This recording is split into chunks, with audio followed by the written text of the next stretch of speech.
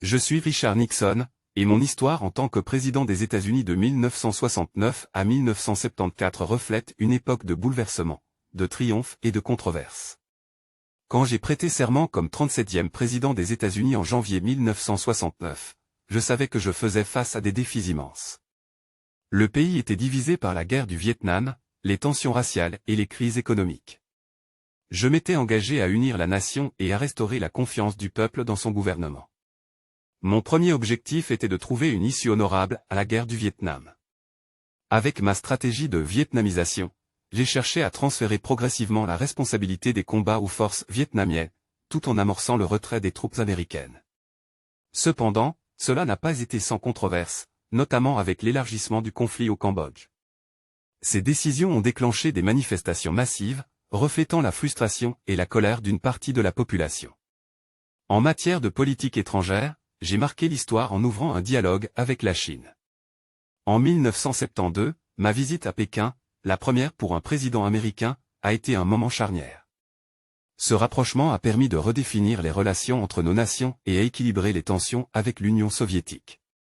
Mon administration a également signé des accords de limitation des armements stratégiques, SOLT-I-1 avec les soviétiques, renforçant les bases de la détente. Sur le plan intérieur, j'ai œuvré à répondre aux attentes de la société. Mon mandat a vu la création de l'Agence de protection de l'environnement, EPA, un engagement fort envers la protection de la nature. J'ai aussi soutenu des programmes pour les droits civiques, bien que mes relations avec les leaders des mouvements afro-américains aient parfois été tendues. Mais mon mandat n'était pas seulement fait de réussite. Mon administration a été ébranlée par le scandale du Watergate, une affaire qui a commencé par une tentative d'espionnage contre le Parti démocrate en 1972. Bien que j'ai nié toute implication, les enquêtes ont révélé des abus de pouvoir et des tentatives de dissimulation au sein de ma présidence. La découverte des enregistrements de la Maison-Blanche a été décisive. Sous la menace d'une destitution inévitable, j'ai pris la décision difficile de démissionner le 9 août 1974. J'étais le premier président de l'histoire des États-Unis à quitter ses fonctions de cette manière. Ma démission a laissé une nation divisée, mais je crois que mon travail, bien que terni par les erreurs, a aussi laissé des contributions durables. La fin de la guerre du Vietnam, le dégel des relations internationales et les avancées environnementales sont autant d'éléments dont je demeure fier.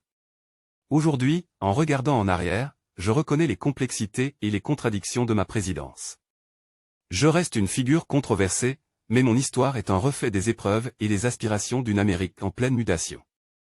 Je suis Richard Nixon, et ma légende, bonne ou mauvaise, fait partie intégrante de l'histoire des États-Unis ***.